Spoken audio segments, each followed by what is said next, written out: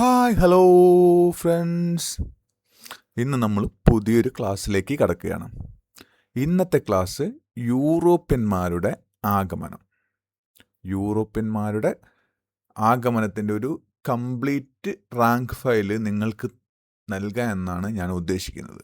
അതായത് ഈ ഒരു ക്ലാസ് കൊണ്ട് നിങ്ങൾക്ക് KS പ്രിപ്പയർ ചെയ്യുന്നവരായിരിക്കാം. KS എക്സാം ഇനിയും ടൈം എടുക്കും.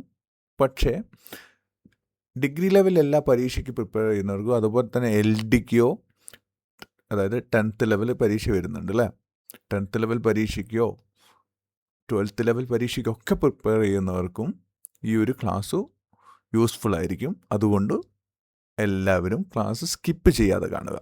ഓക്കെ, അപ്പോൾ നമ്മൾ ക്ലാസ്സിലേക്ക് കടക്കുകയാണ്. യൂറോപ്യന്മാരുടെ ആഗമനം.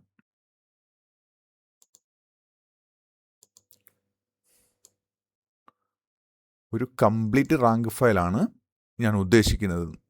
ഓക്കെ, നിങ്ങൾക്ക് അത്രയും യൂസ്ഫുൾ ആവും ക്ലാസ്. ആരും നിരാശപ്പെടേണ്ടി വരില്ല. ഓക്കെ, അതുകൊണ്ട് സ്കിപ്പ് ചെയ്യാതെ തന്നെ കാണാൻ ശ്രമിക്കുക. ഓക്കെ, യൂറോപ്യന്മാരുടെ ആഗമനം ഒരുവിധം എല്ലാവരും, അതായത് PSCക്ക് പ്രിപ്പയർ ചെയ്ത് തുടങ്ങിയിട്ടുള്ള പലർക്കും അറിയാവുന്നതാണ്. കാരണം നമ്മൾ ആദ്യമായിട്ട് പഠിക്കുന്ന സിലബസ് എടുത്ത് നോക്കുമ്പോൾ എന്താണ്, യൂറോപ്യന്മാരുടെ ആഗമനമാണ് ആദ്യമായി സിലബസിൽ വരുന്നൊരു ഒരു ടോപ്പിക് എന്ന് പറയുന്നത്. അപ്പോൾ യൂറോപ്യന്മാർ ഇന്ത്യയിൽ വരുന്നതിന് മുമ്പ് ഇന്ത്യയിൽ വന്നിരുന്ന വിദേശ ശക്തികളായിരുന്നു? അത് അറബികളായിരുന്നു അല്ലേ. മൂർ വംശജരായിരുന്ന അറബികളുമായിട്ടായിരുന്നു ഇന്ത്യക്ക് യൂറോപ്യന്മാർക്ക് മുൻപേ എന്തുണ്ടായിരുന്നത്, വ്യാപാര ബന്ധമുണ്ടായിരുന്നത്.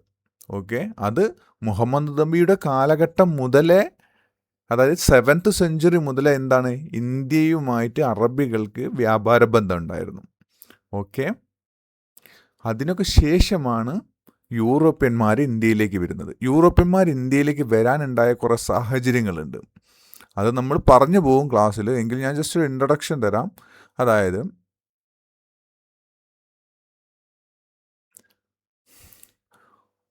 ഒരു പ്രത്യേക കാലഘട്ടത്തിൽ, അതായത് 1498 ആദ്യമായിട്ട് പോർച്ചുഗീസുകാരനായ വാസ്കോ ഡ ഗാമ കടൽ മാർഗം ഇന്ത്യയിലെത്തുന്നത് അല്ലേ.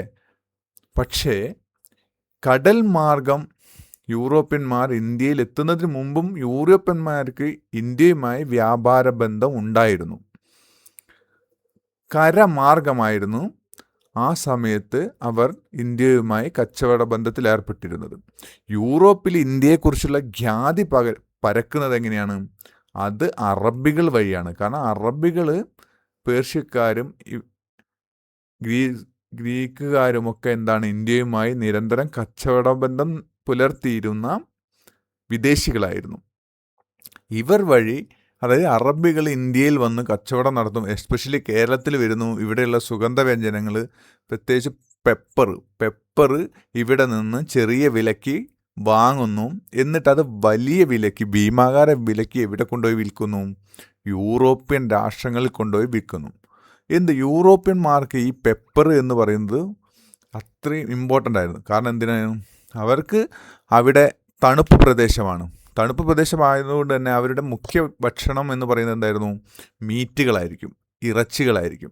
ഈ മീറ്റുകൾ കേടുകൂടാതെ മാരിനേറ്റ് ചെയ്ത് ഉണക്കി സൂക്ഷിക്കുന്നതിന് വേണ്ടിയിട്ട് ഇവർക്ക് ഈ പെപ്പർ, അതായത് സുഗന്ധദ്രവ്യങ്ങൾ ആവശ്യമായിരുന്നു. അതിൽ പെപ്പറിനായിരുന്നു കൂടുതൽ പ്രാധാന്യം ഉണ്ടായിരുന്നത്. അതുകൊണ്ട് തന്നെ പെപ്പർ മാത്രമല്ല, സ്വർണം, ഇന്ത്യയിലുള്ള പരുത്തി, അങ്ങനെ തുടങ്ങി പല ആവശ്യങ്ങൾക്കുമായിട്ടാണ് പിന്നീട് യൂറോപ്യന്മാർ ഇന്ത്യയിൽ എത്തുന്നതെങ്കിലും ആരംഭത്തിൽ ഇവർക്ക് പ്രധാനമായിട്ടും ആവശ്യം പെപ്പർ പോലെയുള്ള സുഗന്ധദ്രവ്യങ്ങളായിരുന്നു.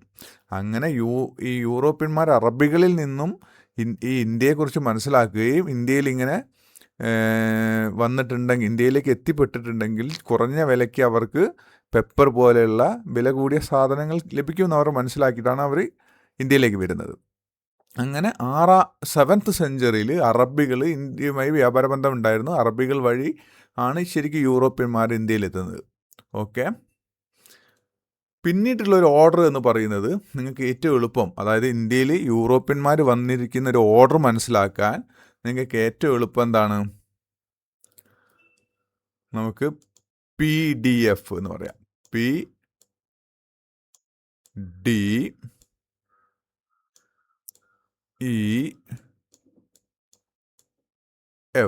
അല്ലേ? എന്താണ്? P for Portugal, D for Dutch, E for English, F for French. പിന്നീട് ഒരു ഡിയുടെ വരുന്നത് അത് ഡെൻമാർക്ക് അല്ലേ? ഡെൻമാർക്ക് വരുന്നുണ്ട്. അപ്പം PDEFD എന്ന് പറയുക, അല്ലെങ്കിൽ ഏറ്റവും സിമ്പിളായിട്ട് നിങ്ങൾ PDF എന്ന് ആലോചിച്ചാൽ. PDF എന്ന് പറയുന്ന ഡോക്യുമെൻ്റ്, അതായത് നമുക്ക് ഇപ്പോൾ എല്ലാവരും എന്താണ് സോഫ്റ്റ് കോപ്പികളൊക്കെ ഉപയോഗിക്കുന്ന ആളുകളാണ്. അതുകൊണ്ട് തന്നെ PDF എന്ന് എല്ലാവരും കേട്ടിട്ടുണ്ടാവും. അതിൻ്റെ കൂടെ നമ്മൾ സെൻട്രൽ ഒരു ഇയുടെ ചേർത്താൽ PDF ആയി. അപ്പോൾ PDF എന്ന് പറയുമ്പോൾ എന്തായി? പോർച്ചുഗൽ വന്നു. പോർച്ചുഗൽ 1498 പോർച്ചുഗീസുകാർ ഇന്ത്യയിലേക്ക് വരുന്നു. ഡച്ചുകാർ വരുന്നത് 1602 ഡച്ചുകാർ വരുന്നു. രണ്ടാമതായിട്ട് ഡച്ചുകാർ വരുന്നു. മൂന്നാമതായിട്ട് ആരാണ്? ഇംഗ്ലീഷ്, അതായത് ബ്രിട്ടൻ വരുന്നു. ഇംഗ്ലീഷുകാർ വരുന്നു. ഇംഗ്ലീഷുകാർ 1600 ഇന്ത്യയിലേക്ക് വരുന്നു. അതായത് ഇവിടെ ഈ കൊടുത്തിരിക്കുന്ന ഒരു ഓർഡർ എന്ന് പറഞ്ഞാൽ ഇവിടെ ഈസ്റ്റ് ഇന്ത്യ കമ്പനിയൊക്കെ രൂപീകരിക്കപ്പെട്ട ഒരു ഓർഡറും കൂടിയാണ് കേട്ടോ. 1600 ഇംഗ്ലീഷുകാർ വരുന്നു. ഫ്രഞ്ചുകാർ 1664 വരുന്നു. 1664 ഫ്രഞ്ചുകാർ വരുന്നു. ഡാനിഷുകാർ 1665 അഞ്ചാമതായി ഇന്ത്യയിലേക്ക് വരുന്നു. ഓക്കെ, ഇതായിരുന്നു ആ ഒരു ഓർഡർ. നിങ്ങൾക്ക് എളുപ്പത്തിൽ ഓർമ്മിക്കാൻ വേണ്ടിയിട്ട് ഈ PDEFD എന്ന് പറഞ്ഞൊരു കോഡ് ഉപയോഗിക്കാം. അത് പറ്റില്ലെങ്കിൽ നിങ്ങൾക്ക് അത് മറന്നു പോവുകയാണെങ്കിൽ, കാരണം നമ്മളൊക്കെ എപ്പോഴും കഴിക്കുന്ന ഒരു ഭക്ഷണമാണ് എന്ത്? നമുക്കെല്ലാവർക്കും, പ്രത്യേകിച്ച് മലയാളികൾക്ക് ഇഷ്ടപ്പെട്ടൊരു ഭക്ഷണമാണ് എന്ത്? പൊറോട്ട അല്ലേ? ഇവിടെ ഒരു ചെറിയ കോഡുണ്ട്. അറബി parotta, Dutch, English, French donut കഴിച്ചു. അറബി അതായത് ഈ ഡിഗ്രി ലെവലിനൊക്കെ പ്രിപ്പയർ ചെയ്യുന്നവർക്ക് ഇവിടെ അറബികൾ, അതായത് ആദ്യമായിട്ട് ഇന്ത്യയിലെത്തിയിട്ടുള്ള വിദേശികൾ ആരാണെന്ന് ചോദിച്ചിട്ടുണ്ടെങ്കിലും അറബികളാണ്. ഇതൊക്കെ ഡിഗ്രി ലെവലിലേക്ക് വരുമ്പോൾ ആവശ്യം വരും. ഓക്കെ, അതുകൊണ്ട് തന്നെ അറബി parotta, Dutch, English, French donut കഴിച്ചു എന്നും ഓർക്കാം. അല്ലേ? അതിലും ഏറ്റവും സിമ്പിളായിട്ട് ഇത് ഓർക്കാം. ഓക്കെ, എന്താണ്? PDEFD. ഓക്കെ,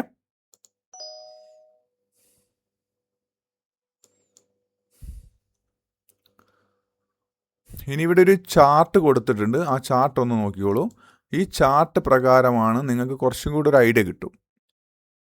അതായത് ഇതിൻ്റെ ക്രൊണോളജി ചാർട്ടാണ്. അറബികൾ 7-ാം നൂറ്റാണ്ടിൽ വരുന്നു. പോർച്ചുഗീസ് 1498 വരുന്നു. ഡച്ച് 1602, ഇംഗ്ലീഷ് 1600, ഡാനിഷ് 1616, ഫ്രഞ്ച് 1664 വരുന്നു എന്നാണ്. പക്ഷെ ഇതല്ല, ഇത് തെറ്റാണ്. ഇത് നോക്കണ്ട, ഈ ഒരു ഓർഡറിലല്ല. ശരിയായ ഓർഡർ എന്ന് പറഞ്ഞാൽ ഇവിടെ കൊടുത്തിട്ടുണ്ട് അല്ലേ? 1600.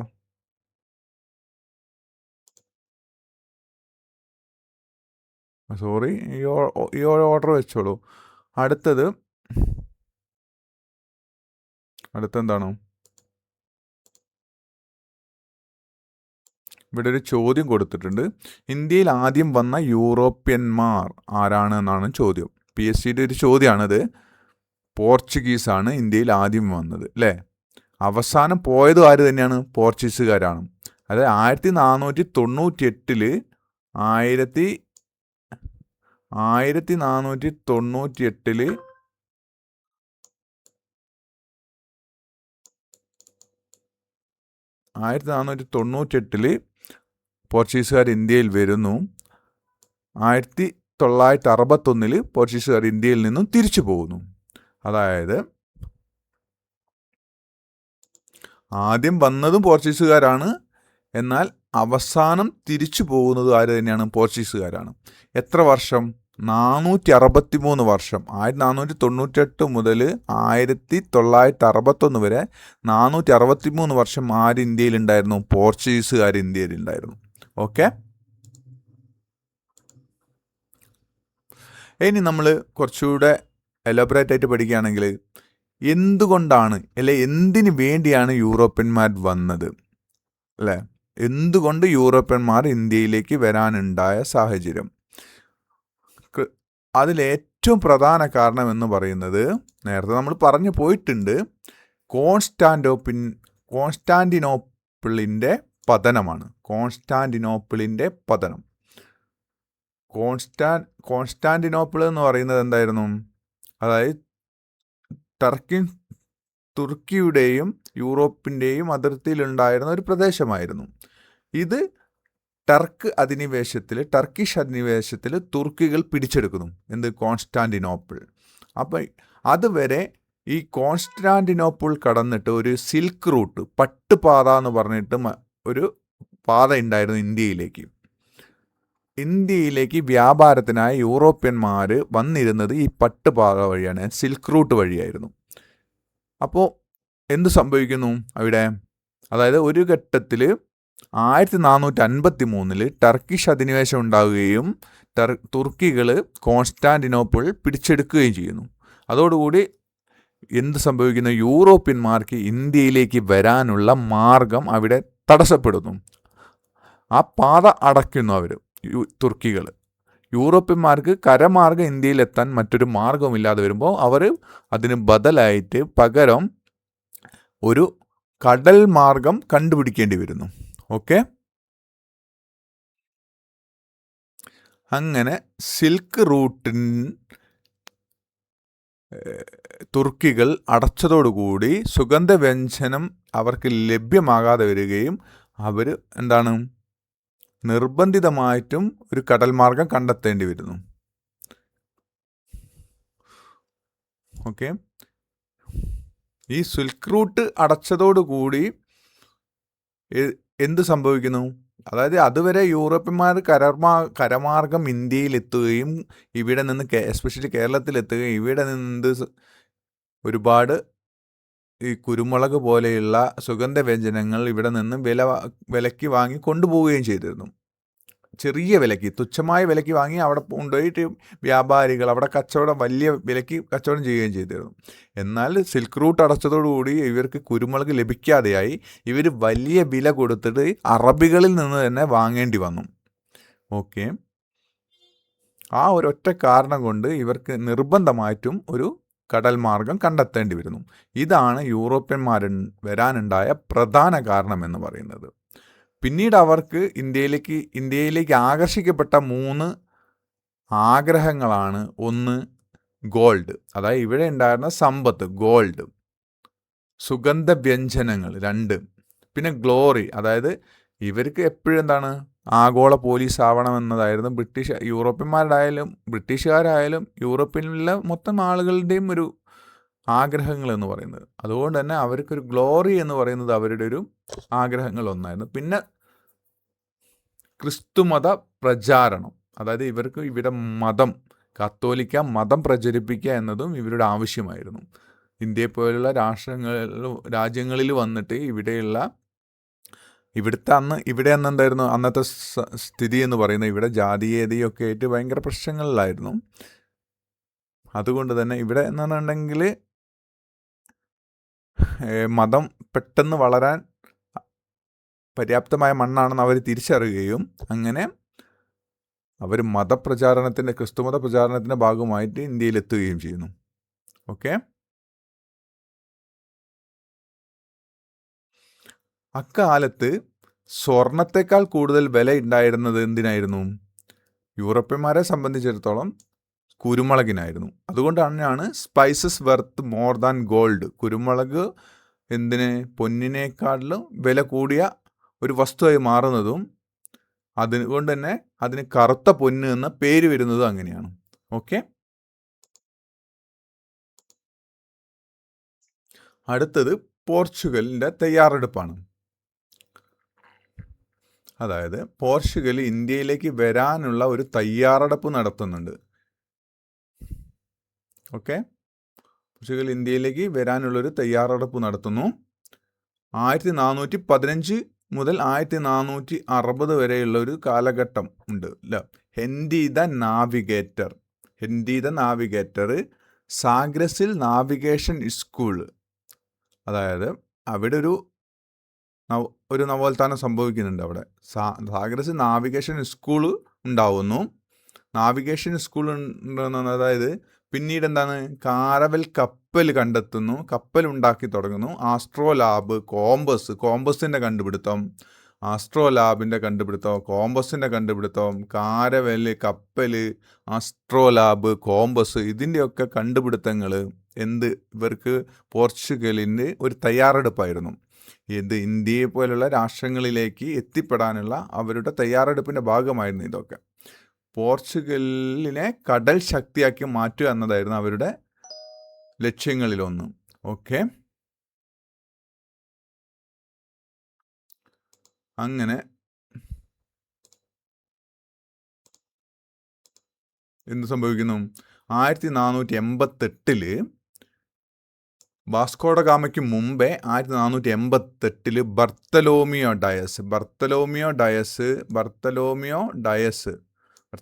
ഡയസ് എന്ന് പറയുന്ന ഒരു നാവികൻ ആഫ്രിക്കയുടെ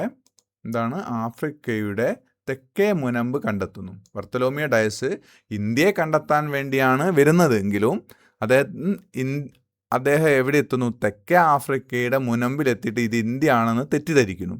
എന്നിട്ട് മടങ്ങി പോവുകയാണ് ചെയ്യുന്നത്. അതായത് ഇന്ത്യയെ കണ്ടെത്തി എന്നുള്ള ധാരണയിൽ അവിടെ നിന്ന് അദ്ദേഹം മടങ്ങി പോവുകയാണ് ചെയ്യുന്നത്. ഈ തെക്കേ അറ്റത്തുള്ള ഈ മുനമ്പിനെയായിരുന്നു എന്തറിയപ്പെട്ടിരുന്നത്? കേപ്പ് ഓഫ് ഗുഡ് ഹോപ്പ് എന്നിട്ട് അദ്ദേഹത്തിന് അതായത് ബർത്തലോമിയോ ഡയസ് ആഫ്രിക്കയുടെ ഒരു തെക്കേ മുനമ്പിലെത്തിയിട്ട് ആ ഒരു മുനമ്പ് അദ്ദേഹത്തിന് ഒരു പ്രതീക്ഷ നൽകുന്നു.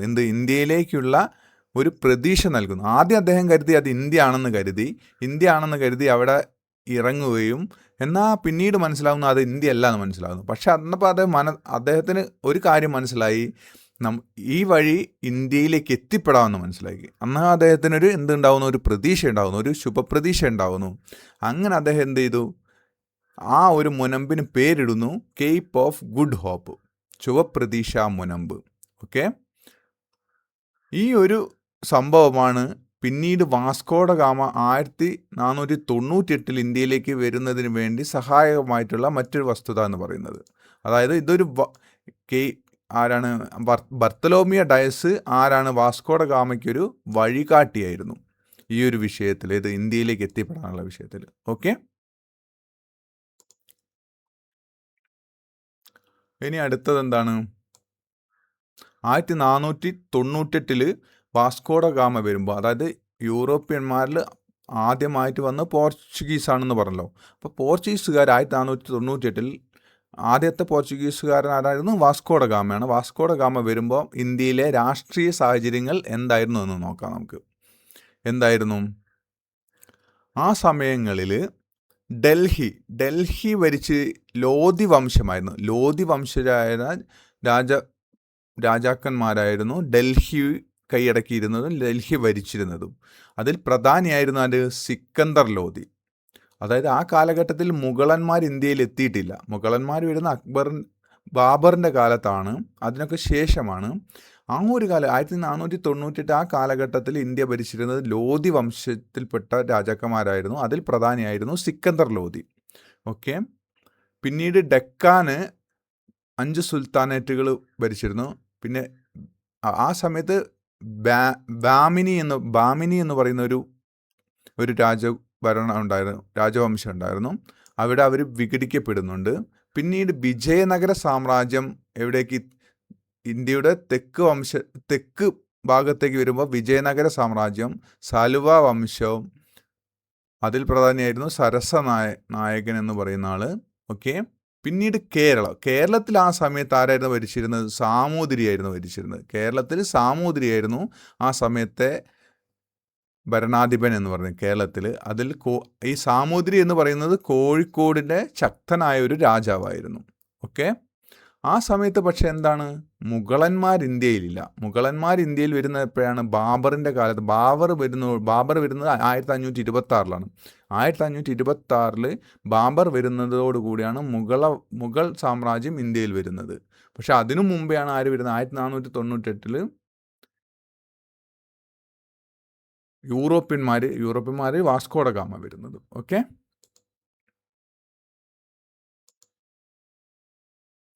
ആ കാലഘട്ടത്തിൽ കടൽ രാജാക്കന്മാർ എന്ന് പറയുന്നത് ആരായിരുന്നു? അതായത് പ്രത്യേകിച്ച് ഇന്ത്യയിലേക്കുള്ള മാർഗത്തിൽ കടൽ രാജാക്കന്മാർ അറബികളായിരുന്നു ആ കാലഘട്ടത്തിൽ.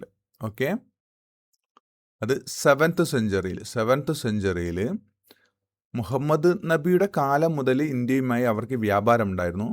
പ്രത്യേകിച്ച് മലബാർ തീരത്ത് മാപ്പിള സമുദായം, അല്ലേ, ഇവർ പ്രശസ്തരായിരുന്നു. പിന്നെ സുഗന്ധവ്യഞ്ജന വ്യാപാര കുത്തക ഇവരുടെ കൈകളിലായിരുന്നു. ആരുടെ കൈകളിൽ? അറബികളുടെ കൈകളിലായിരുന്നു.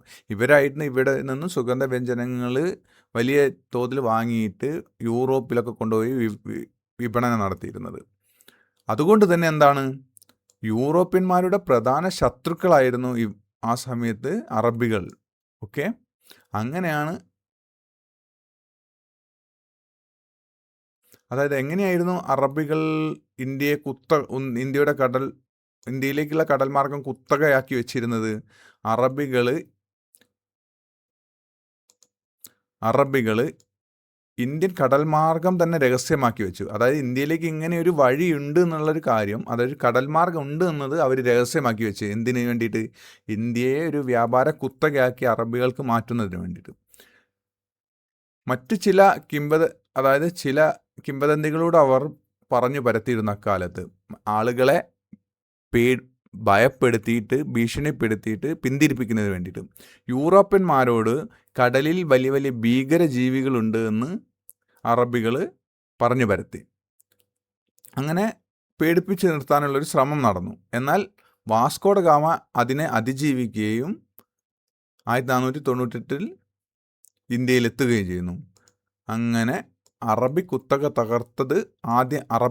തകർത്ത് ഇന്ത്യയിലെത്തിയ ആദ്യത്തെ യൂറോപ്യരാണ് പോർച്ചുഗീസുകാർ. ഓക്കെ,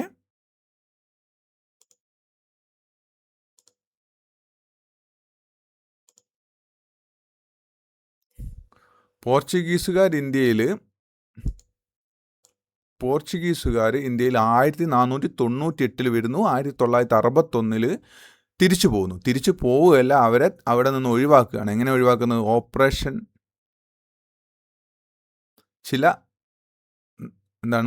ആർമി ഓപ്പറേഷനിൽ കൂടിയാണ്, അല്ലേ? ഓപ്പറേഷൻ വിജയ് എന്നൊക്കെ പറയുന്ന ആർമി ഓപ്പറേഷനിൽ കൂടിയൊക്കെയാണ് പോർച്ചുഗീസുകാരെ ഇവിടെ നിന്ന് തുരത്തി ഓടിക്കുന്നത്. ഓക്കെ, 1498 ഇന്ത്യയിലേക്ക് വരുന്നു. 1961 ഇന്ത്യയിൽ നിന്ന് പോകുന്നു. 1961 ഇന്ത്യയിൽ നിന്നും പോകുന്നു. 463 വർഷമാണ് പോർച്ചുഗീസുകാർ ഇന്ത്യയിൽ കച്ചവടമായിട്ട് ഇന്ത്യയിൽ ജീവിച്ചിരുന്നത്. 463 വർഷം അവർ ഇന്ത്യയെ കുത്തകയാക്കി വയ്ച്ചു, അല്ലേ? ആദ്യം വന്നവരും അവസാനം പോയവരും പോർച്ചുഗീസുകാരാണ്. ഗോവയിൽ നിന്ന് ഓപ്പറേഷൻ വിജയ് വഴി അവരെ പുറത്താക്കി. അതായത് ഗോവയിൽ നിന്ന് ഓപ്പറേഷൻ വിജയ് വഴിയാണ് അവരെ പുറത്താക്കുന്നത്. ഓക്കെ, ഇവിടെ ആ ഒരു കാര്യം നിങ്ങൾക്ക് എളുപ്പത്തിൽ ഓർക്കാൻ ഇങ്ങനെ ഓർക്കാം: ഫസ്റ്റ്, ലാസ്റ്റ്, ലോങ്ങസ്റ്റ്. അതായത് ആദ്യമായിട്ട് വരുന്നതും അവസാനം തിരിച്ചു പോകുന്നതും ഏറ്റവും കൂടുതൽ കാലം ഇന്ത്യയിൽ ഉണ്ടായിരിക്കുകയും ചെയ്തിരുന്ന യൂറോപ്യൻ ശക്തികളാണ് പോർച്ചുഗീസ് എന്ന് പറയുന്നത്. ഓക്കെ, അടുത്ത സ്ലൈഡ് എന്താ പറയുന്നത്? വാസ്കോഡ ഗാമ കടലിൻ്റെ സിംഹം. അതായത് വാസ്കോഡ ഗാമ കടലിൻ്റെ അധിപനായി മാറുന്നുണ്ട്, അല്ലേ? ആ സമയത്ത് 1460 സൈനിസിലാണ് ആര് ജനിക്കുന്നത്? സൈനിസിൽ വാസ്കോഡ ഗാമ ജനിക്കുന്നു. വാസ്കോഡ ഗാമയുടെ പിതാവിൻ്റെ പേരെന്താണ്? വാസ്കോഡ ഗാമയുടെ അച്ഛൻ്റെ പേരെന്താണ്?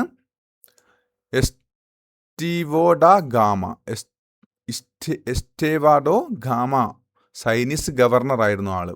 അതായത് വാസ്കോഡ ഗാമയുടെ അച്ഛൻ ചില്ലറക്കാരനായിരുന്നില്ല, സൈനിസിൻ്റെ ഗവർണറായിരുന്ന എസ്റ്റാവാഡോ ഗാമ എന്ന് പറയുന്നതായിരുന്നു വാസ്കോഡ ഗാമയുടെ പിതാവ്. ഇവർ ഡോം വംശജരായിരുന്നു, ഡോം വിഭാഗമായിരുന്നു. അതായത് പോർച്ചുഗീസിലെ ഒരു പ്രഭു വംശജരായിരുന്ന ഡോം വിഭാഗക്കാരായിരുന്നു വാസ്കോഡ ഗാമ എന്ന് പറയുന്നത്. വാസ്കോഡ ഗാമയെ ആരാണ് ഇന്ത്യയിലേക്ക് അയക്കുന്നത്? മാനുവൽ വൺ എന്ന് പറയുന്ന ഒരു രാജാവ്, പോർച്ചുഗലിൻ്റെ ഒരു രാജാവ് ഉണ്ടായിരുന്നു. രാജാവാണ് വാസ്കോഡ ഗാമയെ ഇന്ത്യൻ പര്യടനത്തിനായിട്ട് തിരഞ്ഞെടുക്കുന്നത്. വാസ്കോഡ ഗാമയ്ക്ക് ഉണ്ടായിരുന്ന വിളിപ്പേരെന്താണ്? Admiral of the Indian sea, Indian സമുദ്രത്തിൻ്റെ അധിപൻ അല്ലേ, admiral of the Indian sea എന്ന് വിളിക്കപ്പെട്ടിരുന്നത് യൂറോപ്യൻ ആണ് Vasco da Gama.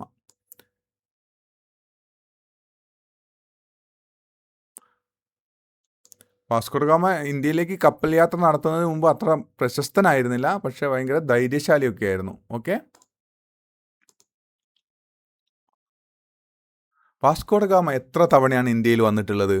Vasco da gamma 3 തവണ ഇന്ത്യയിൽ വന്നിട്ടുണ്ട്. 3 തവണ.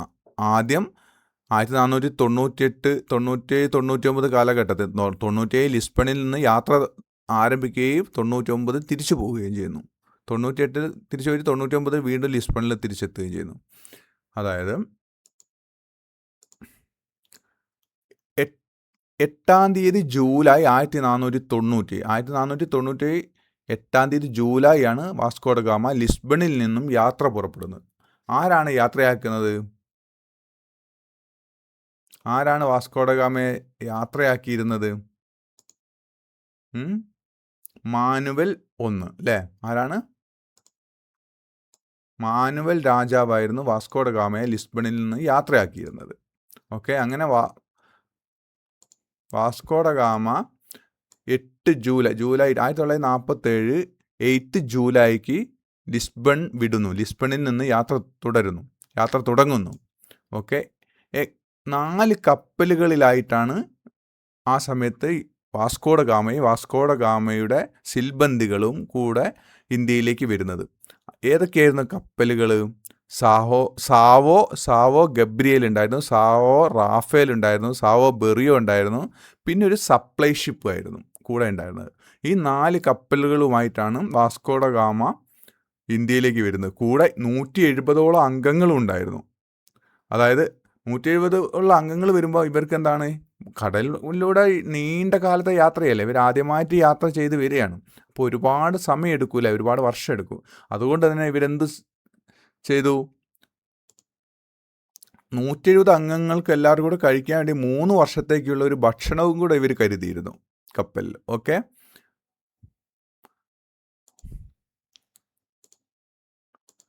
അങ്ങനെ ഇവരെന്ത് ചെയ്യുന്നു? ഗുജറാത്ത് ഭാഗത്തെത്തുന്നു. അതായത് വാസ്കോ ഡ ഗാമയൊക്കെ ഗുജറാത്ത് ഭാഗത്ത് മാലിന്തി എന്ന് പറയും, അവിടെ എത്തിച്ചേർന്നിട്ട് അവിടെ നിന്ന് പൈലറ്റായിട്ട് മുഹമ്മദ് ഇബ്നു എന്ന് പറയുന്നുള്ള ഒരു മുസ്ലിം വംശജനെ അവർ കൂടെ കൂട്ടുന്നു ഇന്ത്യയിലേക്ക്, എസ്പെഷ്യലി കേരളത്തിലേക്ക് വഴി കാണിക്കാൻ വേണ്ടിയിട്ട്. ഓക്കെ, മാലിന്തിയിൽ നിന്ന് ഗുജറാത്തി പൈലറ്റായ അഹമ്മദ് ഇബ്നുവിനെ മജീദ് കാഞ്ചനമാലി തുടങ്ങിയ ആളുകളെ കൂടെ കൂട്ടുന്നു കേരളത്തിലേക്ക് വഴി കാണിക്കാൻ. അങ്ങനെ ഏത് വർഷം അവർ വാസ്കോ ഡ ഗാമ ഇന്ത്യയിലെത്തുന്നത്? അതായത് 1498 മെയ് 20 കാപ്പാട് കോഴിക്കോട് എത്തുന്നു. ഈ കാപ്പാട് എന്ന് പറയുന്ന സ്ഥലം എവിടെയാണ്? ചേമഞ്ചേരി പഞ്ചായത്തിലാണ്. ചേമഞ്ചേരി പഞ്ചായത്തിൽ പെട്ടിട്ടുള്ള സ്ഥലമാണ് കാപ്പാട് എന്ന് പറയുന്നത്. അത് കൊയിലാണ്ടിക്ക് അടുത്താണ് വരുന്നത് കേട്ടോ. കോഴിക്കോട് കൊയിലാണ്ടിക്ക് അടുത്തുള്ള ഒരു പ്രദേശമാണ് ചേമഞ്ചേരി. ഈ ചേമഞ്ചേരി പഞ്ചായത്തിൽ പെടുന്ന ഒരു പ്രദേശമാണ് കാപ്പാട്. കാപ്പാടിൻ്റെ അതായത് വാസ്കോ ഡ ഗാമ അവിടെ വന്നിറങ്ങിയതിൻ്റെ ഒരു സ്മാരകമൊക്കെ ഇന്നും അവിടെ അവൈലബിൾ ആണ് കേട്ടോ. കോഴിക്കോട് സാമൂതിരിയായിരുന്നു ആ കാലഘട്ടത്തിലെ രാജാവ് എന്ന് നമ്മൾ നേരത്തെ പറഞ്ഞല്ലോ. അങ്ങനെ സാമൂതിരി വാസ്കോ ഡ ഗാമയെ സ്വീകരിക്കുന്നു. ഇത് ചെറിയൊരു ഒരു ചിത്രീകരണം കൊടുത്തതാണ് നിങ്ങൾക്കൊന്ന് രസമാകാൻ വേണ്ടി. എന്താണ് സാമൂതിരി എന്തായിരിക്കും ചോദിച്ചിട്ടുണ്ടാവുക? വാസ്കോ ഡ ഗാമ വരുമ്പോൾ സാമൂതിരി ചോദിക്കുന്നു, നിങ്ങൾ എന്തിനു വന്നു? അപ്പോൾ വാസ്കോ ഡ ഗാമ പറയുന്നു, ക്രിസ്ത്യാനികളെയും സുഗന്ധവ്യഞ്ജനങ്ങളെയും തേടി. അതായത് അവർക്ക് എന്ത് വേണം? മതപരിവർത്തനത്തിലൂടെ അവരുടെ മതത്തിലേക്ക് ആളെ കൂട്ടണം. പിന്നെന്ത് വേണം? സുഗന്ധവ്യഞ്ജനങ്ങൾ വേണം. ഓക്കെ, ഇതൊരു രസം, നിങ്ങൾക്കൊരു രസത്തിന് വേണ്ടി കൊടുത്തു എന്നുള്ളൂ കേട്ടോ, കാര്യങ്ങളൊന്ന് മനസ്സിലാക്കാൻ വേണ്ടിയിട്ട്. സാമൂതിരി പണമായി സ്വർണ്ണമല്ല സമ്മാനമായിരുന്നു ചോദിച്ചിരുന്നത്.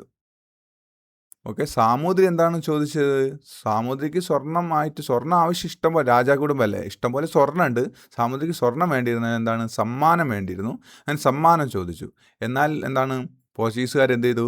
വില കുറഞ്ഞ സമ്മാനമാണ്, വില കുറഞ്ഞെന്ന് പറഞ്ഞാൽ ലോക്കലായിട്ടുള്ള എന്തോ സമ്മാനം കൊടുത്തു ആ സമയം. അപ്പോൾ അതിനെ അറബികൾ പരിഹസിക്കുന്നു. ഓക്കെ. ഏകദേശം വാസ്കോ ഡ ഗാമ കാപ്പാട് എത്തിയിട്ട് 3 മാസത്തോളം കേരളത്തിലുണ്ടായിരുന്നു. ഓക്കെ.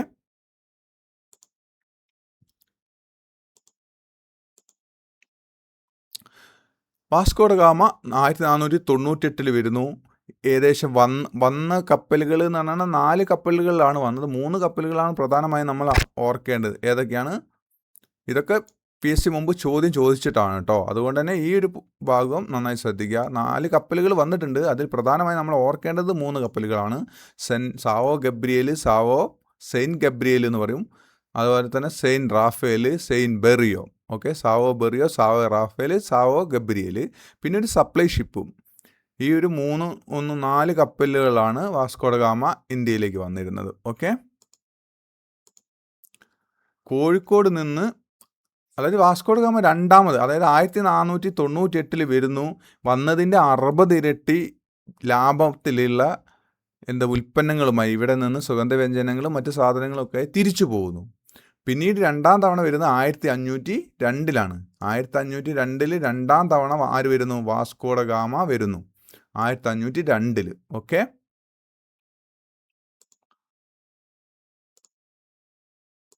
1502 രണ്ടാം തവണ വരുന്നു. ഓക്കെ.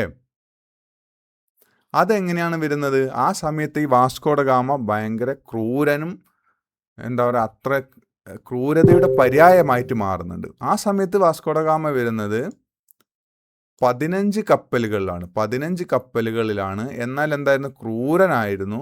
എന്നിട്ട് കൊച്ചി രാജാവുമായിട്ട് സൗഖ്യം ഉണ്ടാക്കുന്നുണ്ട് ആ സമയത്ത്. ഓക്കെ. സൗഖ്യമല്ല, സഖ്യം മാറിപ്പോയതാണ്, സോറി. കൊച്ചി രാജാവുമായിട്ട് സഖ്യം ഉണ്ടാക്കുന്നു. കോഴിക്കോട് നിന്ന് 38 മത്സ്യത്തൊഴിലാളികളെ പിടിച്ച് ചെവി, മൂക്ക് എന്നിവ മുറിച്ച് കളയുന്നു.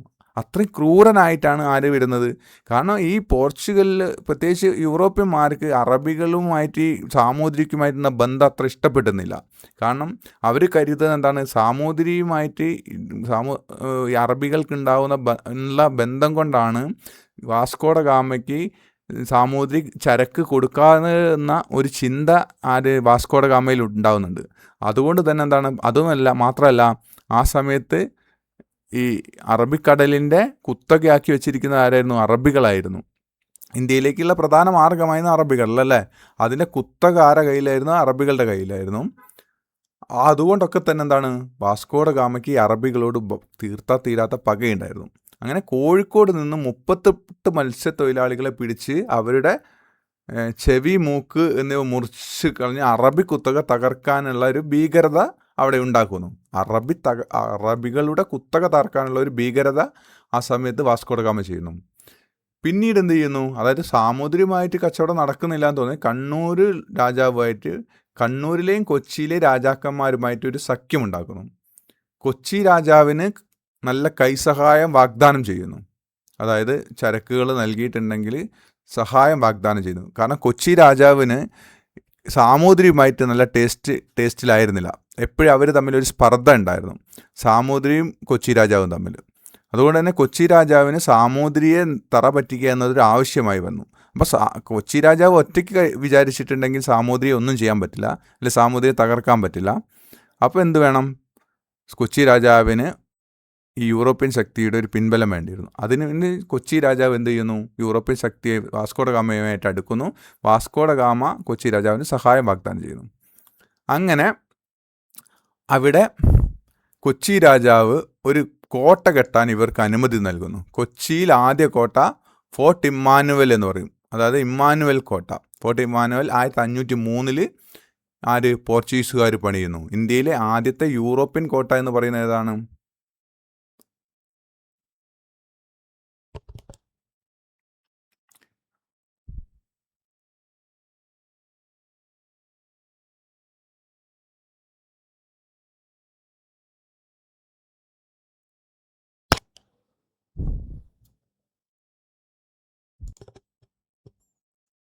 ഇന്ത്യയിലെ ആദ്യത്തെ യൂറോപ്യൻ കോട്ട ഏതാണ്? ഫോർട്ട് ഇമ്മാനുവൽ എന്ന് പറയുന്നതാണ്.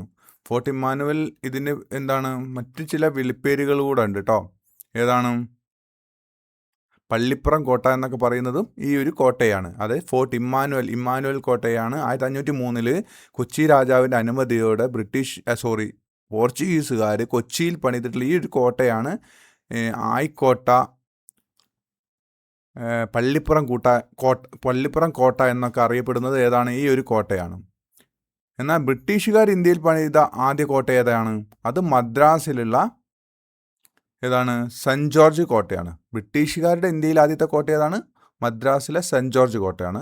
ആ ഒരു ഭാഗം നമ്മൾ ബ്രിട്ടീഷുകാരുടെ വരവ് പഠിക്കുമ്പോൾ നമുക്ക് പഠിക്കാം. ഇപ്പോൾ നിങ്ങൾ ഇത് മനസ്സിലാക്കുക, എന്ത്? 1503 പോർച്ചുഗീസുകാർ ഇന്ത്യയിൽ പണിത ആദ്യത്തെ കോട്ട, ആദ്യ കോട്ട എന്ന് പറയുന്നത് ഇന്ത്യയിൽ ആദ്യ യൂറോപ്യൻ കോട്ട എന്ന് തന്നെ പറയാം. അതേതാണ്? ഫോർട്ട് ഇമ്മാനുവലാണ്.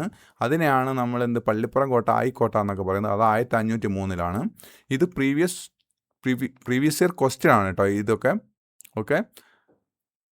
പിന്നീട് അന്ന് ഗാമ വളരെ ക്രൂരനായിരുന്നു എന്ന് പറഞ്ഞില്ലേ? അതുകൊണ്ട് തന്നെ എന്താണ്, കോഴിക്കോടിനെ ചുട്ടെരിച്ചുകൊണ്ടാണ് ഗാമ പോകുന്നത്. അതായത് അന്നത്തെ ബോംബ് ഒക്കെ ഇട്ടിട്ട് ചുട്ടെരിച്ചു കുറേ ആളുകളെ കൊന്നു, ക്രൂരത കാണിച്ചിട്ടാണ് ഗാമ തിരിച്ചു പോകുന്നത് 1502. ക്രൂരതയുടെ പര്യായമായിരുന്നു ഗാമ.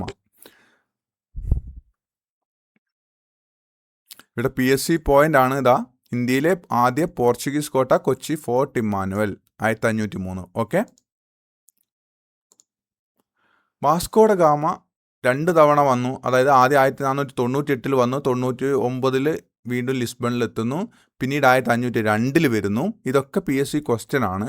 വാസ്കോഡ ഗാമ 3-ാം തവണ വരുന്നത് എപ്പോഴാണ്? 1524 എപ്പോഴാണ്? 1524 വരുന്നു. ഓക്കെ.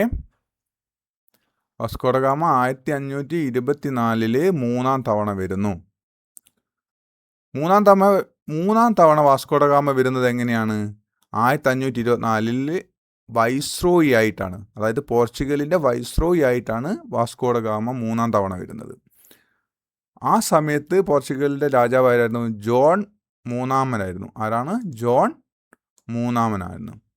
ജോൺ 3-മനാണ് ആരെ? വാസ്കോഡ ഗാമയെ വൈസ്രോയി ആക്കുന്നത്. ഓക്കെ. ആ സമയത്ത് വാസ്കോഡ ഗാമയ്ക്ക് ഒരു നിർദ്ദേശം കിട്ടുന്നത് രാജാവിൽ നിന്ന് അഴിമതി തടയണം. അതായത് ഇന്ത്യയിൽ കുറേ അഴിമതി യൂറോപ്യന്മാർ നടത്തുന്നുണ്ടായിരുന്നു. യൂറോപ്യന്മാരെന്നാണ് പ്രത്യേകിച്ച് പോർച്ചുഗീസുകാർ. അത് തടയണമെന്ന് കർശന നടപടി നൽകുന്നു. പക്ഷേ എന്താണ്, വാസ്കോഡ ഗാമ എത്തിയെങ്കിലും ഒരുപാട് കാലം ഇവിടെ ഇന്ത്യയിൽ വാസ്കോഡ ഗാമയ്ക്ക് ഭരിക്കാൻ കഴിഞ്ഞില്ല. കാരണം എന്താണെന്ന് വെച്ചാൽ 3 മാസം കഴിഞ്ഞപ്പോൾ വാസ്കോഡ ഗാമ 1524 ഡിസംബർ 24, അതായത് ഒരു ക്രിസ്മസ് ഈവിൻ്റെ സമയത്ത് കൊച്ചിയിൽ മരിക്കുന്നു. കൊച്ചിയിൽ വെച്ചിട്ട് ത്രോട്ട് ഇൻഫെക്ഷനും പിന്നെ എന്തൊക്കെയോ രോഗങ്ങൾ പിടിപെട്ടിട്ട് മരിക്കുന്നു. അങ്ങനെ വാസ്കോഡ ഗാമ ആദ്യം കൊച്ചി സെൻറ്റ് ഫ്രാൻസിസ് ചർച്ചിൽ അടക്കം ചെയ്യുന്നു. പിന്നീട് എന്ത് ചെയ്യുന്നു? പിന്നീട് അത് ആ ഒരു ഭൗതികദേഹം അതിൻ്റെ ക്രിമേറ്റ് ചെയ്തതിൻ്റെ അവശിഷ്ടം ഉണ്ടാവുമല്ലോ, അതെല്ലാം കൂടി എടുത്തിട്ട് ലിസ്ബണിലെ ഒരു പള്ളിയിലേക്ക് കൊണ്ടുപോകുന്നു. ഓക്കെ. ലിസ്ബണിൽ കൊണ്ടുപോയിട്ട് അടക്കം ചെയ്യുന്നു.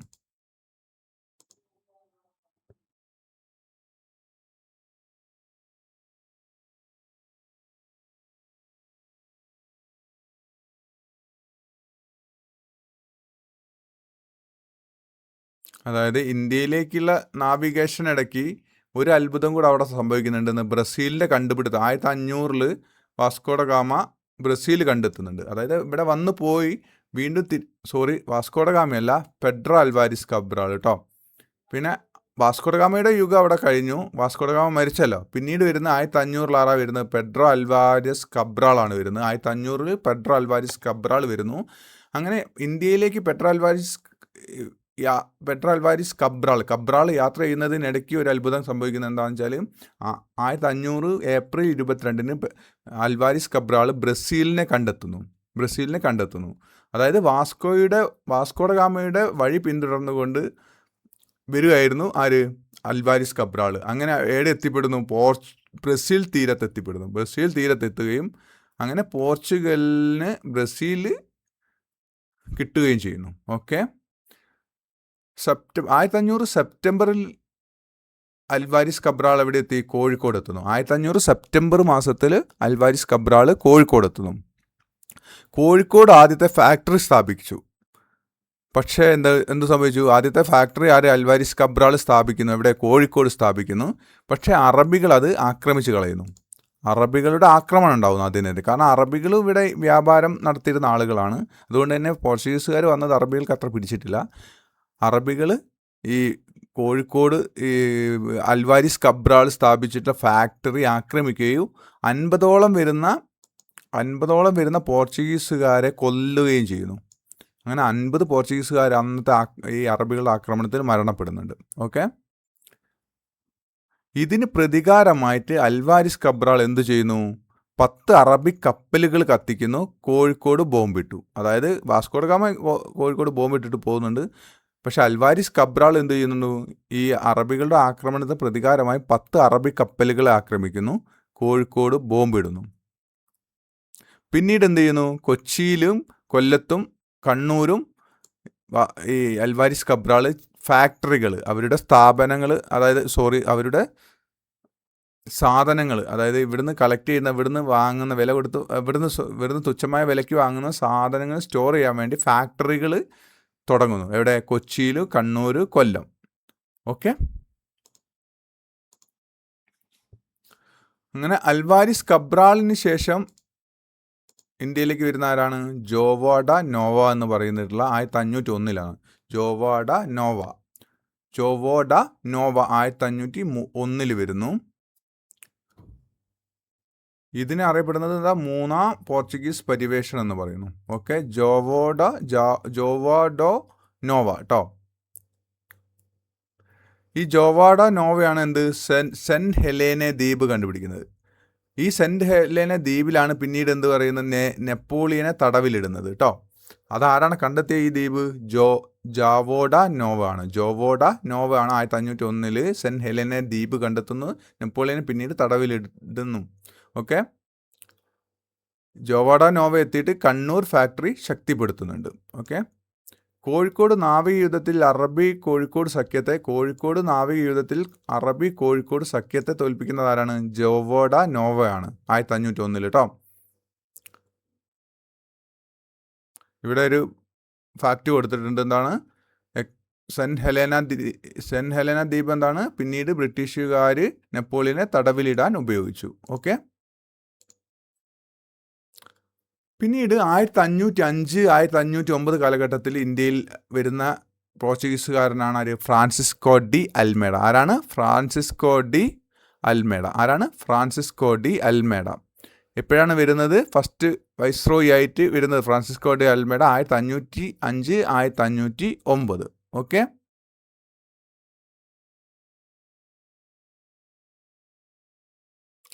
ആയിരത്തി 1509 വരുന്നത് ഫസ്റ്റ് വൈസ്രോയിയാണ് ഫ്രാൻസിസ്കോ ഡി അൽമേഡയാണ്. പക്ഷേ വാസ്കോഡ ഗാമ 1524 വൈസ്രോയി ആയിട്ട് ഇന്ത്യയിൽ എത്തുന്നുണ്ട് കേട്ടോ അതിനുശേഷം. എന്നാൽ ആദ്യത്തെ വൈസ്രോയി ആരാണ്? ഫ്രാൻസിസ്കോ ഡി അൽമേഡയാണ്. ഫ്രാൻസിസ്കോ ഡി അൽമേഡയാണ് എന്ത്? നീലജലനയം എന്ന് പറയുന്നത്, ബ്ലൂ വാട്ടർ പോളിസി. നീലജലനയം, അതായത് നീലജലനയം എന്ന് പറഞ്ഞാൽ എന്താ? നീലജലമല്ലേ കടലിലുണ്ടാവുക, കടലിൻ്റെ ആധിപത്യം നേടുന്നതിനുള്ള ഒരു പോളിസിയാണ് എന്ത്? നീലജലനയം എന്ന് പറയുന്നത്. അതായത് ബ്ലൂ വാട്ടർ പോളിസി എന്ന് പറയുന്നത്. കടലിൻ്റെ ആധിപത്യം മതി, കരയിൽ കോട്ട കെട്ടേണ്ട ആവശ്യമില്ല എന്നൊരു പോളിസിയായിരുന്നു ഫ്രാൻസിസ്കോ ഡി അൽമേഡയ്ക്ക്. അങ്ങനെ 1509 ദിയു യുദ്ധം ഉണ്ടാവുന്നുണ്ട്. ഈജിപ്തുകാരും ഗുജറാത്ത്, കോഴിക്കോട് സഖ്യത്തെയും ഫ്രാൻസിസ്കോ ഡി അൽമേഡ ഈ ദിയു യുദ്ധത്തിൽ തോൽപ്പിക്കുന്നു. ഈജിപ്തുകാരുമായിട്ടുണ്ട്, ഗുജറാത്തുകളുമായിട്ടുണ്ട്, കോഴിക്കോട് സഖ്യത്തെയും തോൽപ്പിക്കുന്നു. ഓക്കെ, അങ്ങനെ എന്ത് സംഭവിക്കുന്നു? അറബിക്കടലിൻ്റെ കുത്തക പോർച്ചുഗീസുകാരിലേക്ക് വരുന്നു. അറബിക്കടലിൻ്റെ അല്ല, ഇന്ത്യൻ മഹാസമുദ്രത്തിൻ്റെ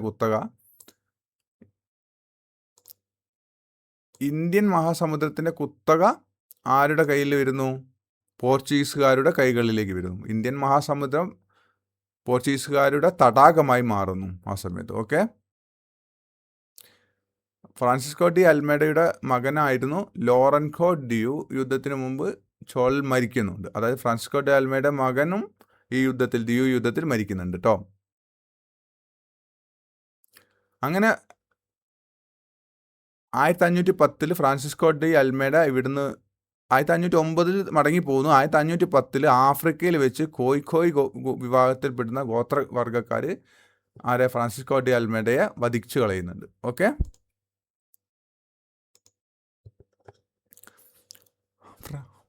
ഫ്രാൻസിസ്കോ ഡി അൽമേഡയ്ക്ക് ശേഷം വരുന്ന ശക്തനായിട്ടുള്ള ഒരു പോർച്ചുഗീസുകാരനായിരുന്നു Afonso de Albuquerque. Afonso de Albuquerque വന്ന വർഷം ഏതാണ്?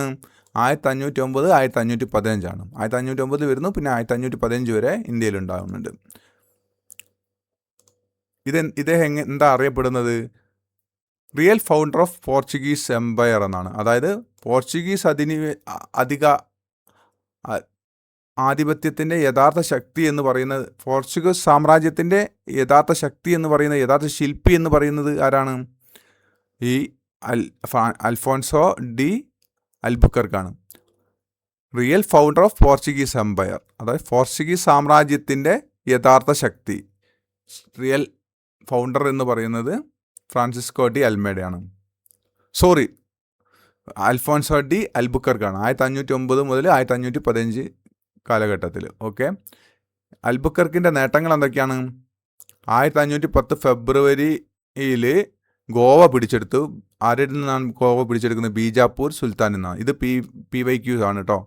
അതായത് അൽബുക്കർക്കാണ് 1510 ബിജാപ്പൂർ സുൽത്താനിൽ നിന്നും ഗോവ പിടിച്ചെടുക്കുന്നത്. ഓക്കെ, പിന്നീട് 1511 മലാക്ക പിടിച്ചെടുക്കുന്നു. സ്പൈസ് റൂട്ട് കൺട്രോൾ ചെയ്യുന്നതിന് വേണ്ടിയിട്ട് മലാക്ക പിടിച്ചെടുക്കുന്നു. 1515 ഹോർമൂസ് കടലിടുക്ക്, പേർഷ്യൻ ഗൾഫ് എന്ന് പറയും. അതായത് പേർഷ്യൻ ഗൾഫാണ് ഹോർമൂസ് കടലിടുക്ക്, അവിടെ അത് പിടിച്ചെടുക്കുന്നു. ഓക്കെ, പിന്നീട് അദ്ദേഹം എന്ത് കൊണ്ടുവരും? അൽബുക്കർക്ക് കൊണ്ടുവരുന്നതാണ് ഒരു വിവാഹ നയം കൊണ്ടുവരുന്നുണ്ട് അല്ലേ? അതായത് പോർച്ചുഗീസിലെ പുരുഷന്മാരെ കൊണ്ട് ഇന്ത്യയിലെ സ്ത്രീകളെ വിവാഹം ചെയ്യിക്കുക എന്നുള്ള ഒരു വിവാഹ നയം കൊണ്ടുവരുന്നു.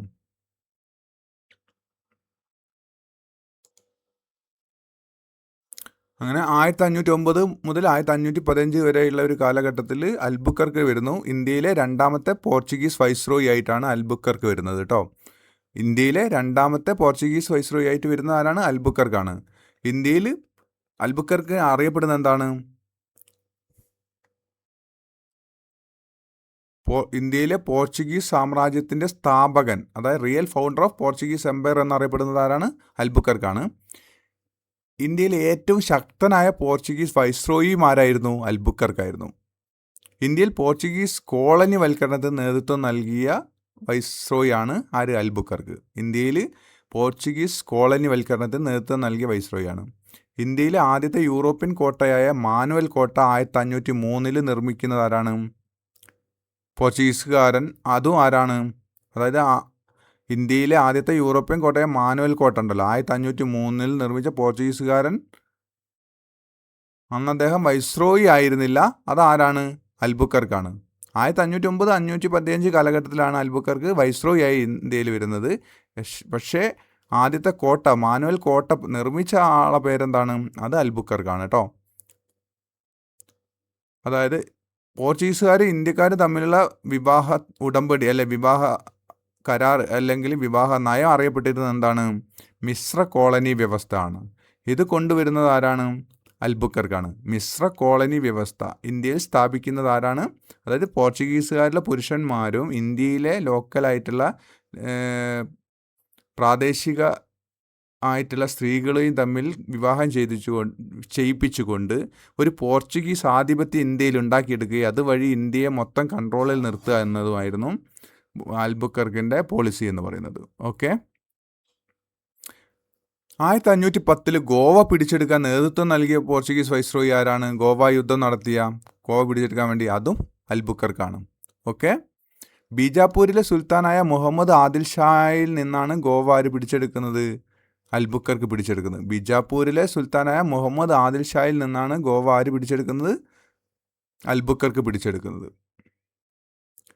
അതുപോലെ തന്നെ പോർച്ചുഗീസ് ആസ്ഥാനം ആദ്യം എവിടെയായിരുന്നു? ഇന്ത്യയിൽ കൊച്ചിയിലായിരുന്നു. കൊച്ചിയിൽ നിന്നും ഗോവ പിടിച്ചെടുക്കുന്നതോട് ഗോവയിലേക്ക് മാറ്റിയ വൈസ്രോയി ആരാണ്? അത് അൽബുക്കർക്കാണ്.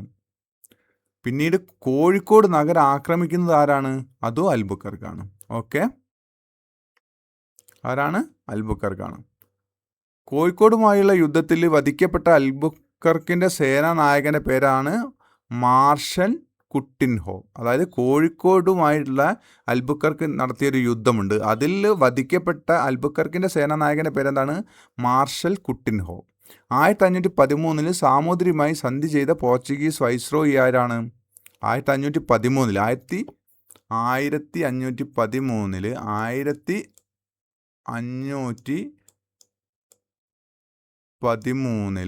സാമൂതിരിയുമായിട്ട് ഒരു ട്രീറ്റി ഉണ്ടാക്കുന്നത്, ഒരു ഉടമ്പടി, ഒരു സന്ധി ചെയ്യുന്നുണ്ട്. അതാരാണ്? അത് അൽബുക്കർക്കാണ്. ഓക്കെ. 1513 സാമൂതിരിയുമായിട്ട് സന്ധി ചെയ്തിട്ടുള്ള വൈസ്രോയി എന്ന് പറയുന്നത് അത് അൽബുക്കർക്കാണ്. പോർച്ചുഗീസ് നയതന്ത്രജ്ഞതയുടെ വിജയമായി കാണാവുന്ന 1513 സന്ധി എന്ന് പറയുന്നത് എന്താണ്? പോർച്ചുഗീസ് നയതന്ത്രജ്ഞതയുടെ വിജയമായി കാണാവുന്നതായിരുന്നു 1513 സന്ധി എന്ന് പറയുന്നത്. അത് ആരൊക്കെ തമ്മിലാണ് സന്ധി ഒപ്പുവെച്ചത്? പോർച്ചുഗീസുകാരും സാമൂതിരിയും തമ്മിലാണ്. അതിന് പ്രാധാന്യം വഹിച്ചതാരായിരുന്നു? അൽബുക്കർക്കായിരുന്നു. ഓക്കെ. അതിൻ്റെ ഭാഗമായി ഇന്ത്യക്കാരെ പോർച്ചുഗീസ് സൈന്യത്തിൽ ചേർത്ത് യൂറോപ്യൻ മാതൃകയിൽ പരിശീലനം നൽകിയ പോർച്ചുഗീസ് വൈസ്രോയി ആയിരുന്നു ആര്? അൽബുക്കർക്ക്. ഇന്ത്യക്കാരെ പോർച്ചുഗീസ് സൈന്യത്തിൽ ചേർക്കുന്നു, എന്നിട്ട് യൂറോപ്യൻ മാതൃകയിൽ പരിശീലനം നൽകുന്നു. അതുവഴി എന്താണ്? ഇന്ത്യയെ കൺട്രോൾ ചെയ്യാമെന്നതാണ് ഉദ്ദേശിച്ചത്. ഇന്ത്യക്കാർക്ക് പരിശീലനം നൽകി ഇന്ത്യക്കാരെ പട്ടാളക്കാരായിട്ട് പോർച്ചുഗീസിൻ്റെ പട്ടാളക്കാരായി ഉപയോഗിച്ചുകൊണ്ട് ഇന്ത്യക്കെതിരെ തന്നെ അവരെ കൊണ്ട് യുദ്ധം ചെയ്യുക, അതായിരുന്നു ഉദ്ദേശം. അത് നടത്തിയിരുന്ന ആരായിരുന്നു? അൽബുക്കർക്കാണ്. കൂടാതെ അദ്ദേഹം എന്താണ്? ഇവിടെ പ്രാദേശികമായി ഉണ്ടായിരുന്ന കുറേ ദുരാചാരങ്ങളുണ്ടായിരുന്നു. സതി എന്ന് പറയുന്നത് അറിയാലോ. അക്കാലത്തുണ്ടായിരുന്ന ഒരു സ്ത്രീകൾക്കെതിരെ ഉണ്ടായിരുന്ന വലിയൊരു ദുരാചാരമായിരുന്നു. അത് നിരോധിച്ചതാരാണ്? അൽബുക്കർക്കാണ്. അതെവിടെയാണ് നിരോധിച്ചത്? എല്ലായിടത്തും നിരോധിച്ചില്ല, പോർച്ചുഗീസുകാരുടെ പ്രവിശ്യയിൽ മാത്രമാണ് നിരോധിച്ചത്. ഇന്ത്യയിൽ പുതിയ നാണയ നിർമ്മാണശാല ആരംഭിച്ചു? അൽബുക്കർക്ക് ആരംഭിച്ചു. ഇന്ത്യയിൽ ഒരു പുതിയ നാണയ നിർമ്മാണശാലയെ ആരംഭിച്ചു. അതുപോലെ തന്നെ സ്വർണ്ണ നാണയങ്ങളും വെള്ളി നാണയങ്ങളും പുറത്തിറക്കുകയും ചെയ്ത വൈസ്രോയി ആയിരുന്നു ആര്? അൽബുക്കർക്ക്. അതുപോലെ സങ്കരവാസ സങ്കേതങ്ങൾ സ്ഥാപിക്കുന്ന നയം സ്വീകരിച്ചു കേട്ടോ. 1515 അൽബുക്കർക്ക് അന്തരിക്കുന്നു. എവിടെ വെച്ചിട്ട്? ഗോവയിൽ വെച്ച് അന്തരിക്കുന്നു 1515. ഓക്കെ.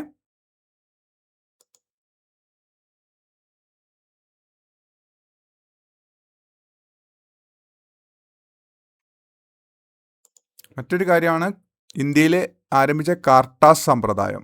ഇന്ത്യൻ മഹാസമുദ്രത്തിൽ സഞ്ചരിക്കാൻ പോർച്ചുഗീസുകാരുടെ പാസ് ആവശ്യമുണ്ടായിരുന്നു. അതായത് പോർച്ചുഗീസുകാരല്ലാത്ത ഒരു പോർച്ചുഗീസുകാരുടേതല്ലാത്ത ഒരു കപ്പലുകളും അവർ ഇന്ത്യയിലേക്ക് കടത്തിവിടില്ലായിരുന്നു. അങ്ങനെ ആർക്കെങ്കിലും ഇന്ത്യയിലേക്ക് വരണമെങ്കിൽ എന്ത് വേണ്ടിയിരുന്നു? ഇന്ത്യൻ മഹാസമുദ്രത്തിൻ്റെ അധിപന്മാരായിരുന്ന ആര്? പോർച്ചുഗീസുകാർ എന്ന് പറയുന്നത്. അവർ കാർട്ടസ് ഒരു പാസ് ആവശ്യമുണ്ടായിരുന്നു. അതാര് നൽകണം? പോർച്ചുഗീസുകാർ നൽകേണ്ടിയിരുന്നു. ആ ഒരു കാർട്ടസ് വ്യവസ്ഥ കൊണ്ടുവന്നത് ആരാണ്? അൽബുക്കർക്കാണ്. ഓക്കെ. പിന്നെ തുടക്കത്തിൽ ഞാൻ അറബിക്കടലിൻ്റെ അധിപർ എന്നൊക്കെ പറഞ്ഞു പോയിട്ടുണ്ട്. അവിടെ നിങ്ങൾ തിരുത്തണം. ഇന്ത്യൻ മഹാസമുദ്രത്തിൻ്റെ അധിപന്മാരായിരുന്നു. ആ സമയത്ത് പറഞ്ഞതാണ്, തെറ്റായി പറഞ്ഞതാണ്. അത് തിരുത്തി വായിക്കണം കേട്ടോ. ഓക്കെ.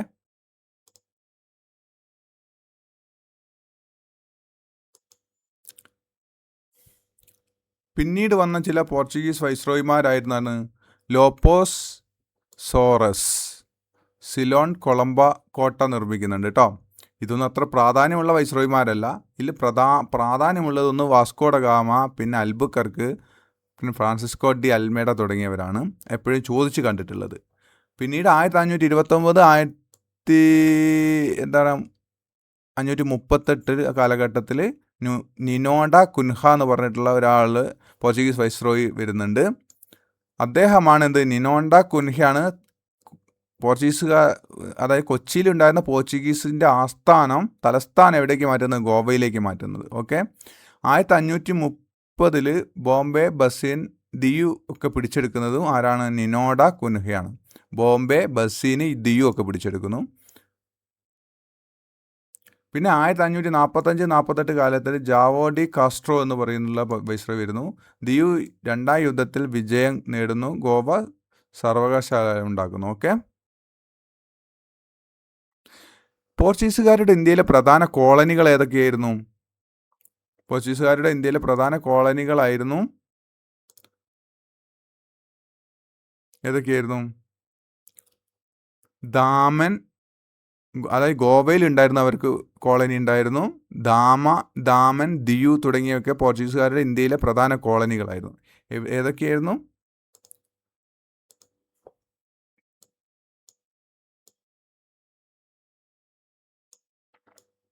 ഗോവ ഉണ്ടായിരുന്നു.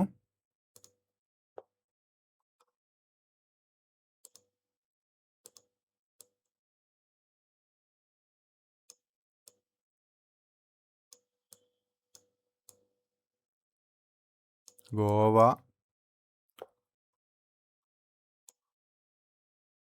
പിന്നെ ദാമൻ,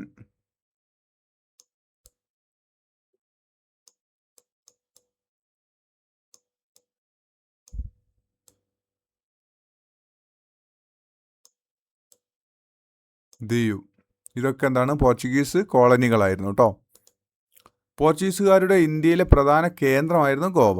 പോർച്ചുഗീസുകാരുടെ ഇന്ത്യയിലെ ആദ്യ തലസ്ഥാനം കൊച്ചിയായിരുന്നു. അത് പിന്നീട് ഗോവയിലേക്ക് മാറ്റുന്നു. പോർച്ചുഗീസുകാരുടെ ഇന്ത്യയിലെ പിൽക്കാല തലസ്ഥാനം ഗോവയായി മാറുന്നു. ഓക്കെ. പോർച്ചുഗീസുകാർ കോഴിക്കോടിനെ വിളിച്ചിരുന്ന പേരെന്താണ്? കാലേക്കുറ്റ് എന്നാണ്. അവർക്ക് നന്നായിട്ട് മലയാളം വഴങ്ങില്ലല്ലോ, അവർ ഇംഗ്ലീഷും വലിയ രീതിയിൽ വഴങ്ങില്ലായിരുന്നു. അതുകൊണ്ട് തന്നെ കാലിക്കറ്റിനെ അവർ കാലേക്കുറ്റ് എന്ന് വിളിച്ചു. പോർച്ചുഗീസുകാർ കാപ്പാടിനെ വിളിച്ചിരുന്നത് കാപ്പി എന്നായിരുന്നു. കാപ്പാടിനെ കാപ്പി എന്ന് വിളിച്ചു. പോർച്ചുഗീസ് രാജാവ് ഇംഗ്ലണ്ടിലെ ചാൾസ് രണ്ടാമന് സ്ത്രീധനമായി നൽകിയ പ്രദേശമാണ് ഇത് ബോംബെ ദ്വീപ് അല്ലേ. പോർച്ചുഗീസ് രാജകുമാരിയായ കാതറിനെ ആര് വിവാഹം കഴിച്ചു? ഇംഗ്ലണ്ടിൽ ചാൾസ് രണ്ടാമൻ. അതിന് സ്ത്രീധനമായിട്ട് ബോംബെ ദ്വീപ് 1661 പോർച്ചുഗീസ് രാജാവ് ആർക്ക് കൊടുക്കുന്നു? ഇംഗ്ലണ്ടിലെ ചാൾസ് രാജാവിന് കൊടുക്കുന്നു. ഇന്ത്യയിൽ കൂടുതൽ വാണിജ്യ കേന്ദ്രങ്ങൾ തുറക്കാൻ പോർച്ചുഗീസുകാർക്ക് കഴിഞ്ഞില്ല. അതിൻ്റെ കാരണങ്ങൾ എന്തൊക്കെയാണ്?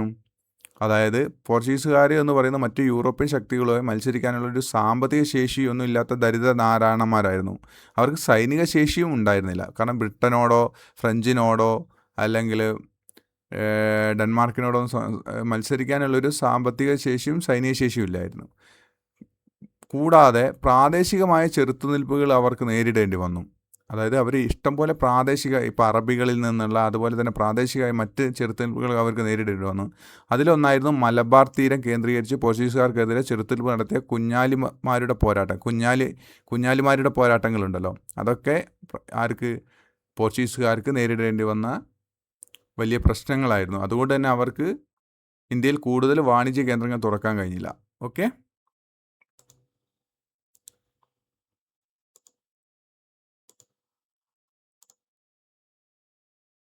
ഇനി നമുക്ക് നോക്കേണ്ട എന്താണ്? എവിടേക്കാണ് കോട്ട? 1500 കബ്രാൾ കോഴിക്കോട് കോട്ട പണിയുന്നുണ്ട് കേട്ടോ. ഫാക്ടറി പണിയുന്നുണ്ട്. പോർച്ചുഗീസുകാർ ഫാക്ടറികൾ എവിടേക്കാണ്? 1500 കോഴിക്കോട് കബ്രാൾ ഫാക്ടറി പണിയുന്നു. 1510 ഗോവ തലസ്ഥാനം കൊച്ചിയിൽ നിന്നും മാറ്റുന്നു, ഗോവയിലേക്ക് മാറ്റുന്നു. പിന്നെ ഡാം 1523 ഡാമൻ. പിന്നെ 1579 ഹൂഗ്ലി ബംഗാൾ. പിന്നീട് 1501 കൊല്ലം കണ്ണൂർ. 1518 കൊളംബോ ശ്രീലങ്ക. 1530 ബസീൻ ബോംബെ. 1525 മസൂലിപ്പട്ടണം താൽക്കാലികം. 1503 കൊച്ചി ആദ്യ കോട്ട. പിന്നെ 1522 ചിറ്റഗോങ്. 1535 ദിയു. ഇതൊക്കെ പോർച്ചുഗീസുകാരുടെ ഫാക്ടറികളായിരുന്നു കേട്ടോ, ഇന്ത്യയിലുള്ള ഫാക്ടറികളായിരുന്നു. ഓക്കെ.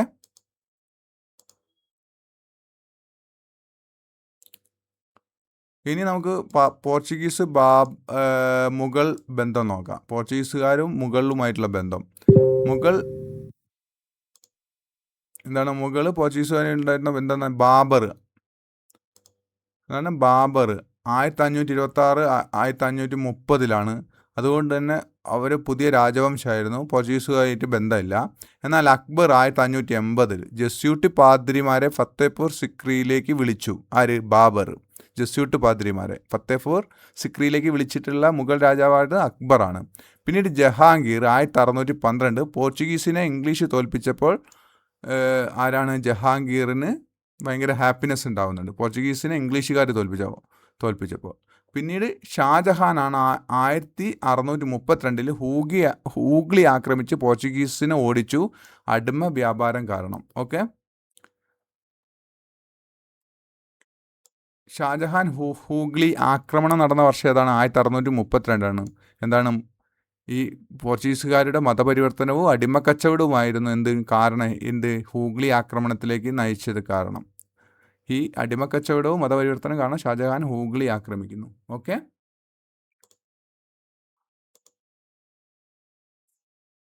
ഇനി നമുക്ക് പോർച്ചുഗീസുകാരുടെ സംഭാവനകൾ നോക്കാം. എന്തൊക്കെയാണ് പോർച്ചുഗീസ് സംഭാവനകൾ? 1556 ഇന്ത്യയിൽ ആദ്യമായി അച്ചടി, ഗോവയിൽ ആദ്യ പ്രിൻറ്റിംഗ് പ്രസ് സ്ഥാപിക്കുന്നത് ആരാണ്?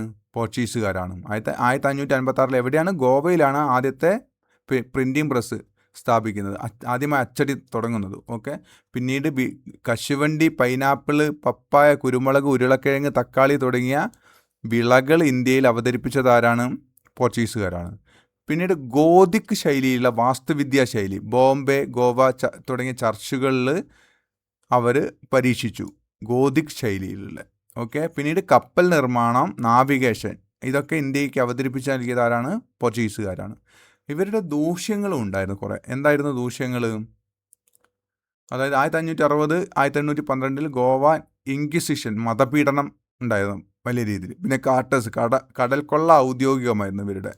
അതിന് ഉപയോഗിച്ചിരുന്ന ഒരു നടപടിയായിരുന്നു കാട്ടേഴ്സ് എന്ന് പറയുന്നത്. പിന്നെ ഹൂഗ്ലിയിൽ ഉണ്ടായിരുന്ന അടിമ കച്ചവടം, ഇതൊക്കെ ഈ പോർച്ചുഗീസുകാരുടെ ദൂഷ്യവശങ്ങളായിരുന്നു. പിന്നെ സതി നിരോധനം നല്ലൊരു കാര്യമായിരുന്നെങ്കിലും പക്ഷെ അന്നത്തെ ആളുകൾക്ക് അതൊരു ദൂഷ്യവശമായിട്ടാണ് തോന്നിയിട്ടുണ്ടായിരുന്നു. ഓക്കെ,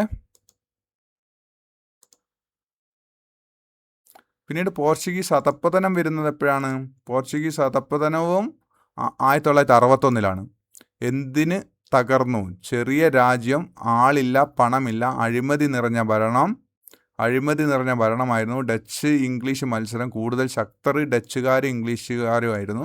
ബ്രസീലിൽ ശ്രദ്ധ ഇന്ത്യ അവഗണിച്ചു. പിന്നീട് അവർ ബ്രസീൽ കണ്ടെത്തിയ ബ്രസീലിലെ ശ്രദ്ധ പോയി, ഇന്ത്യയെ അവഗണിച്ചു. മതപീഡനം, പ്രാദേശിക ജനപിന്തുണ കുറഞ്ഞു മതപീഡനം കാരണം. ഓക്കെ, ഇതൊക്കെ പോർച്ചുഗീസിൻ്റെ അധപ്പതനത്തിൻ്റെ കാരണങ്ങളാണ്.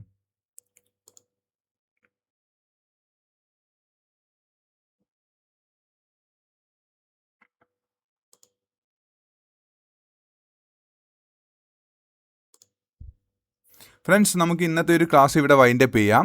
ഇനി നമുക്ക് ഇതിൻ്റെ കുറച്ച് PYQs ഡിസ്കസ് ചെയ്യാം. അടുത്ത ക്ലാസ്സിൽ ഞാൻ കുറച്ച് PYQs ഡിസ്കസ് ചെയ്യുന്നതാണ് ഇതുമായി ബന്ധപ്പെട്ട്. അതുകൊണ്ട് നിങ്ങളെല്ലാവരും ക്ലാസ് കാണുക.